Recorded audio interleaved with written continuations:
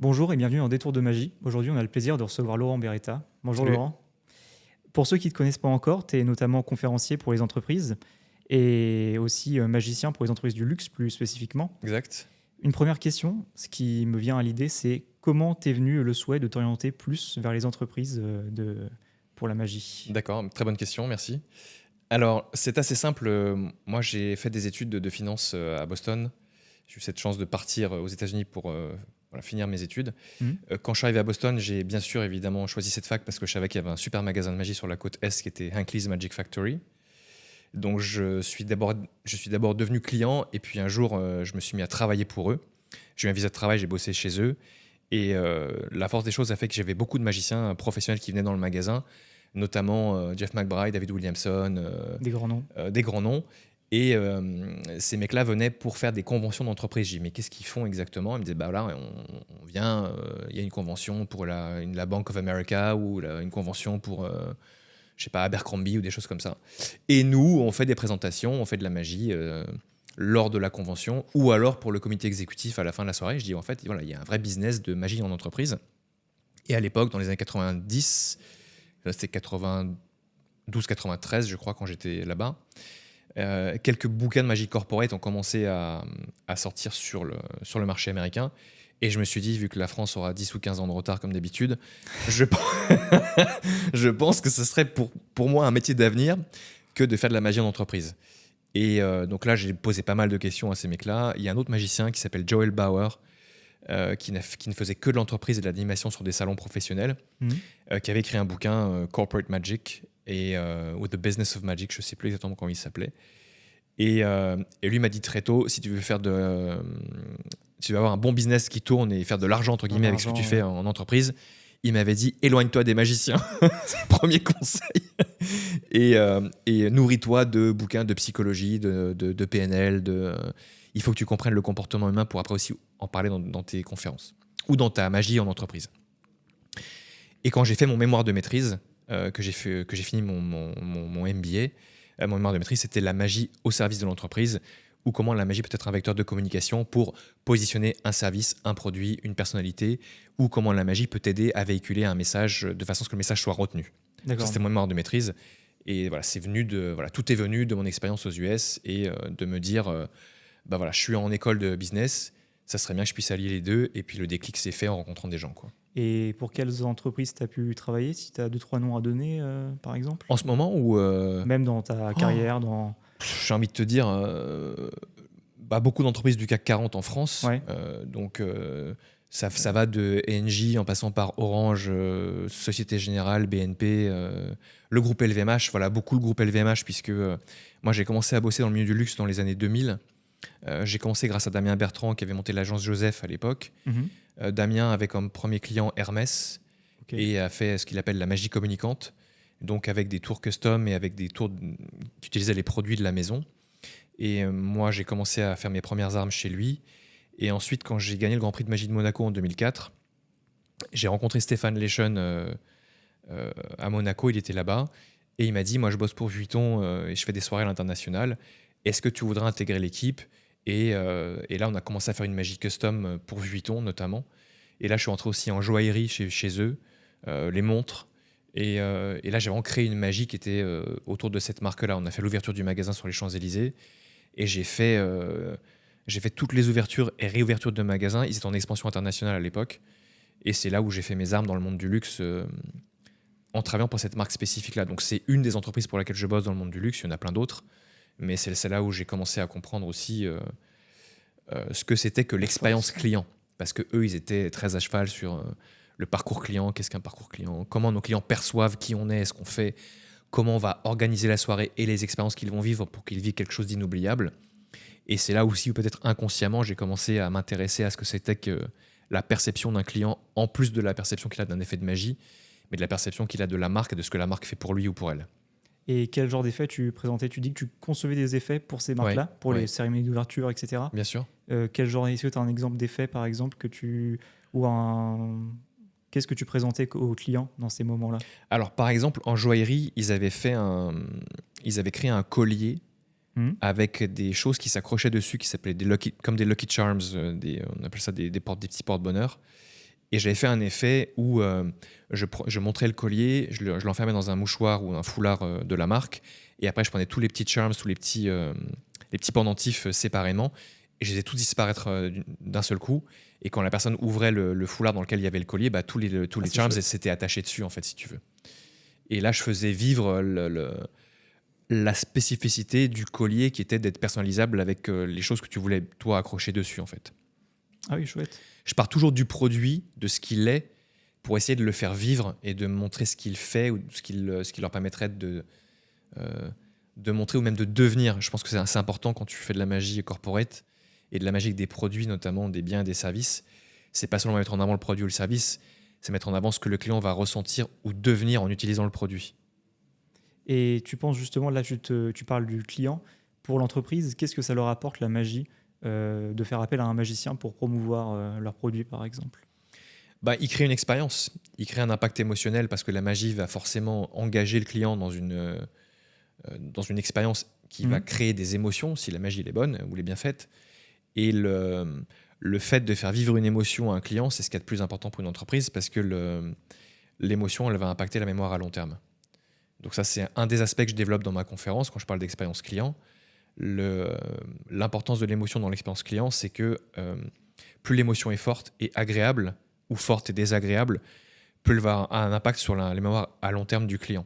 Donc en gros, si tu veux créer des souvenirs associés à ta marque, il vaut mieux que tu leur fasses des émotions les plus positives et agréables possibles parce que tu vas impacter leur mémoire à long terme. Et c'est comme ça qu'on fidélise les gens. D'où la magie, d'où mettre la magie au service. Exactement, ouais. Et là, tu parles des conférences.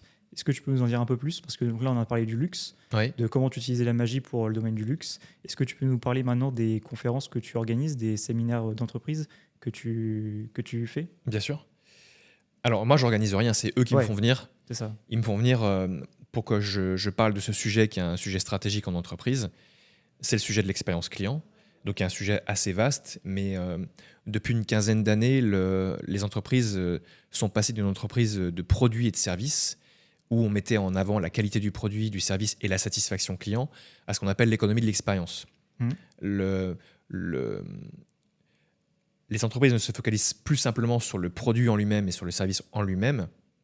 Elles se produisent sur comment le client perçoit le produit et le service, parcours du client, le parcours du client, et comment je vais faire pour que le client, en utilisant mon produit ou mon service, soit le plus satisfait possible. On est passé dans ce qu'on appelle d'une économie voilà, product-oriented ou service-oriented à ce qu'ils appellent customer-centric, c'est-à-dire le client au cœur de toutes les attentions, et comment je vais paramétrer tous les process et toutes les rencontres que fait le client avec la marque de façon à magnifier son expérience et qu'il ait envie de revenir et de rester avec nous.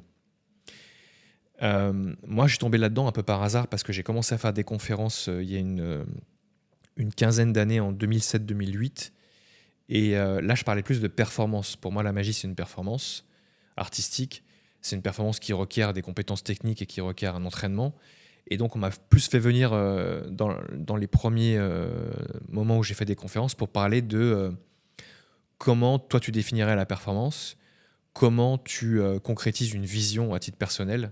Les entreprises sont très demandeuses de ça aussi. Comment je concrétise la vision de ma boîte, comment faire adhérer à une vision. Et moi, j'avais une vision qui était mon rêve et j'ai trouvé les moyens de la concrétiser.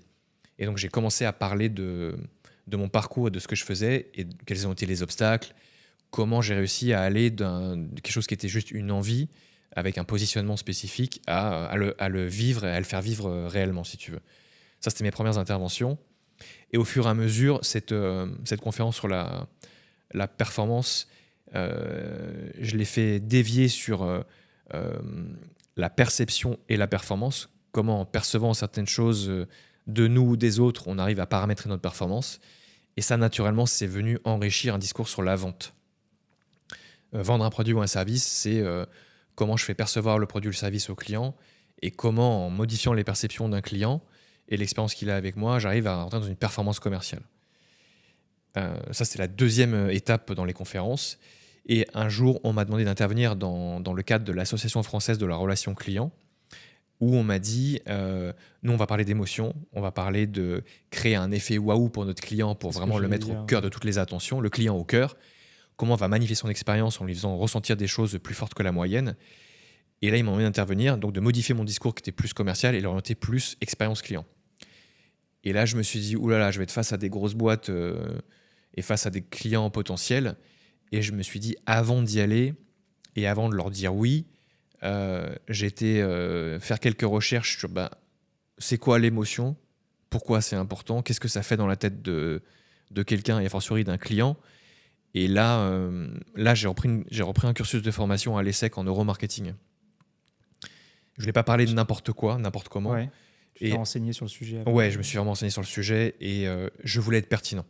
Et je voulais pas raconter des cracks et des bobards, être superficiel. Donc j'ai fait une formation en neuromarketing.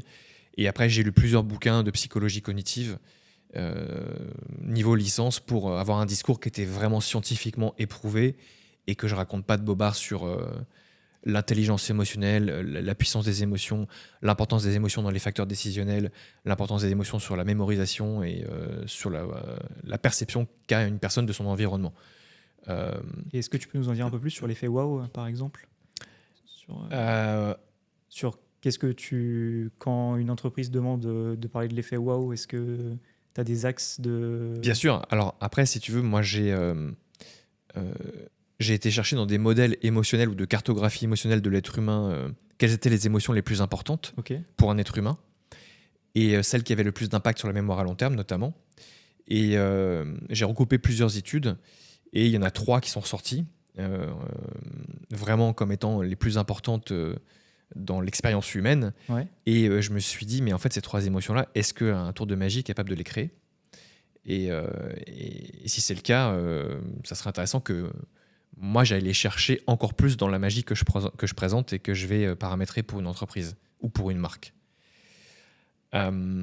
Donc ça c'est mon prisme, c'est le prisme que j'ai développé, mais qui est issu d'études très sérieuses. Et pour moi, l'effet waouh, il tient à 3 émotions qui sont relativement simples. C'est la surprise, ce que les magiciens font très bien, ils surprennent. Mais la surprise, c'est quoi ? C'est dépasser une attente. C'est faire quelque chose en plus que le spectateur n'attendait pas. Et plus ça sera disproportionné, plus la surprise sera forte. On s'est rendu compte dans les études neuroscientifiques que la surprise était une émotion extrêmement importante pour l'être humain. On aime être surpris, on aime qu'il y ait plus que ce qu'on attendait. Voilà. La deuxième émotion, c'est l'intérêt. Est-ce qu'on s'intéresse à moi ? Est-ce qu'on me considère en tant que personne ? Est-ce qu'on comprend comment je fonctionne ? Et est-ce qu'on arrive à me le montrer ?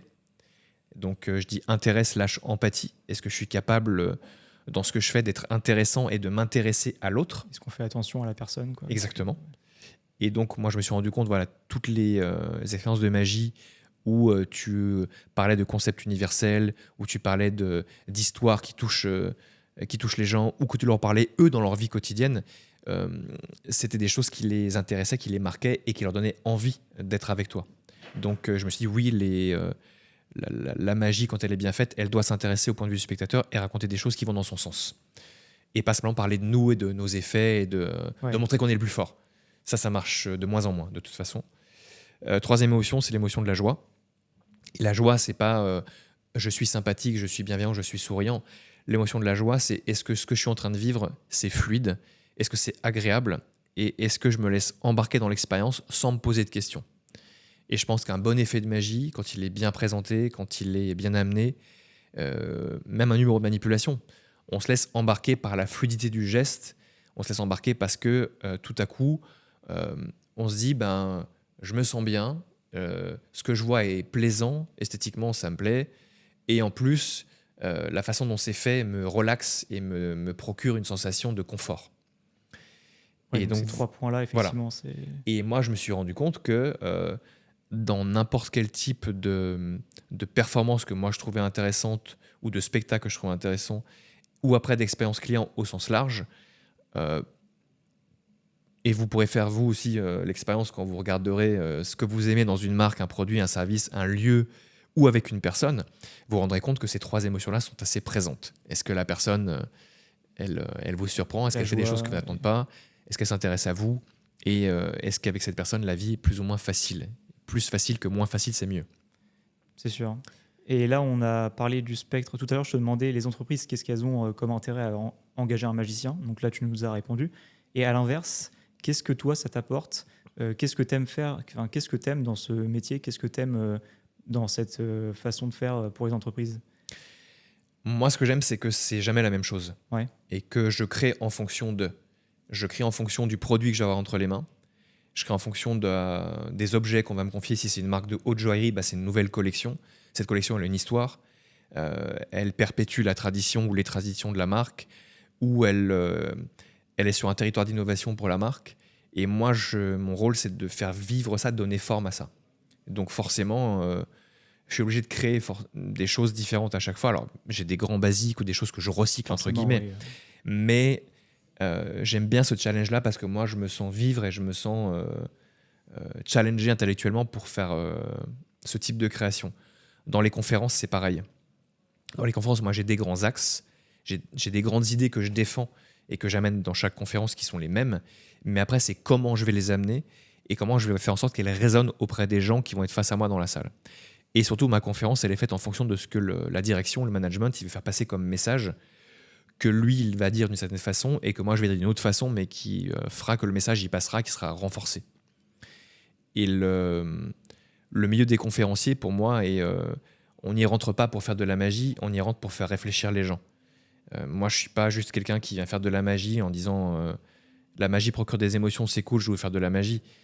Moi, je suis là pour leur expliquer un cheminement intellectuel, les faire cheminer aussi, eux, sur une autre façon de voir leur travail, leur style de management ou la relation qu'ils créent avec leurs clients. Et il se trouve que là-dedans, il y a un peu de magie pour rendre les choses plus agréables et plus perceptibles pour eux. Mais mon premier rôle, c'est de les faire réfléchir. Et je parle à tous les magiciens ou en herbe ou tous les gens qui voudraient rentrer dans le business des conférences. On n'est pas là pour faire de la magie, on est là pour faire réfléchir les gens et pour les faire agir différemment. Si jamais nos idées elles sont suffisamment intéressantes et puissantes, le but d'un conférencier pour moi, c'est de dire tiens, après le passage de ce mec-là, je vais pouvoir envisager de faire les choses différemment. Mon équipe pensera différemment. Moi, j'aurais compris des choses sur la façon dont gère mes équipes ou dont gère mes clients. Et à partir de demain, je sais quel levier je vais pouvoir aller actionner pour que ce soit mieux, différent ou peut-être plus simple. Mais ouais, les faire remettre un peu en question. Ouais. Alors, pas forcément, mais en tout cas, alors remettre en question, oui, de toute façon, je vais les remettre en question.